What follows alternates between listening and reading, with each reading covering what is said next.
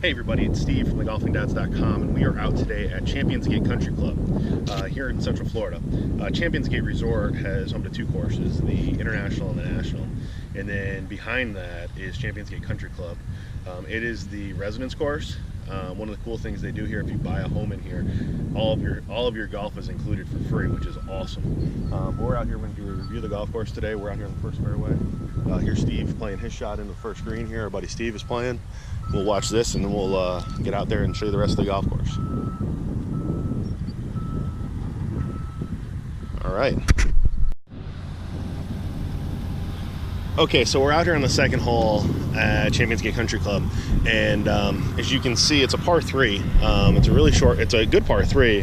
Water over here on the right, but as I lift the camera up, the flag is out there in the distance over this marshland, and there's a bunker in front of the green and a bunker right, making this hole a really good hole, blind tee shot to a green you can't see. So this is a great design golf hole. So we've reached the third tee here. It's an uphill par 4. As you can see, your tee shot requires forced carry over water. Bunkers really don't come into play on this hole other than from an alignment standpoint. The fairway is very wide open. You just got to hit one out there, and then your approach shot is all uphill. Really good golf hole, and it's a great hole to play. It gives you a chance to hit the driver and still be aggressive and hit some good shots. So let's get out to the fairway and we'll find our golf ball. Okay, so we've made our way to the 6th tee, and it's a par 3. From these tees, it's 146 yards today, over water. Bunker right, the bunker left really doesn't come into play.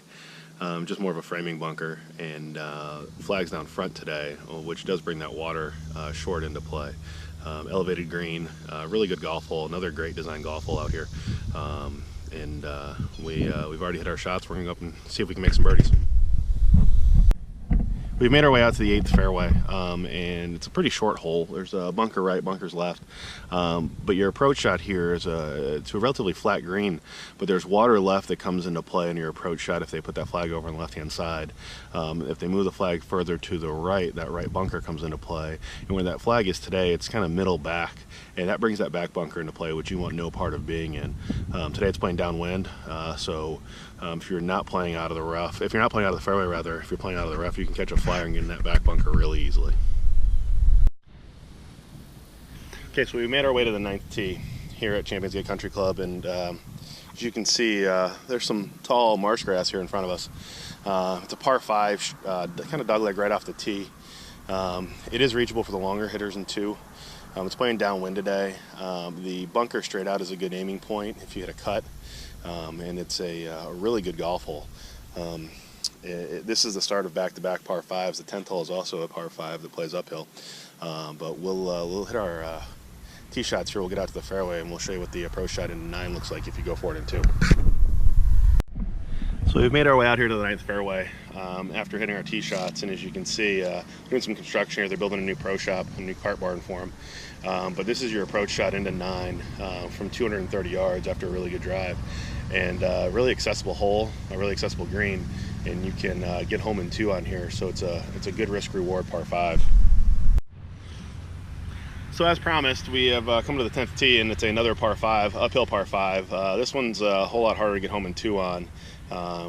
You'll see when we get out there, the approach shot in has a well-guarded green, and it's a really long golf hole. Hope you guys are enjoying this as we are. We're having a great time out here today. So when you get to the top of the hill, you can see we've got this waste bunker over here to the right, to the left rather, and then further down you see where the green is. The green is relatively outside of this waste bunker, which really controls where you hit your second shot. That's really all you have to worry about once you get out here. So good hole, great par 5. 11, and this hole is another par 3, another great par 3. They've got 4 great par 3s out here at ChampionsGate Country Club. This one has a retaining pond, and it's got a rock wall here on the right-hand side, as you can see. And then as you look back towards the green, it's a pretty good-sized green. Bunker front right, bunker's long. Really does a great job protecting the hole. Today the hole is playing 164 yards. straight downwind. So this should be a fun one. Hit a good shot, and here we got a chance to make it 2. We've made our way around to 14 now. This is the view of the property. In the distance you can see the Reunion Resort, you can see the Omni at ChampionsGate Resort over to the right. And it's a downhill par 3. All carry for the most part, especially where that flag is today over on the left hand side, up against the edge of that bunker.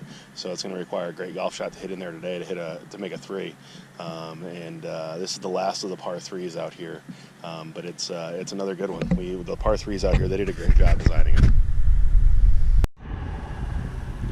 Okay, so we're here on the 15th tee at ChampionsGate Country Club, and in the background up on top of the hill is their clubhouse for the community.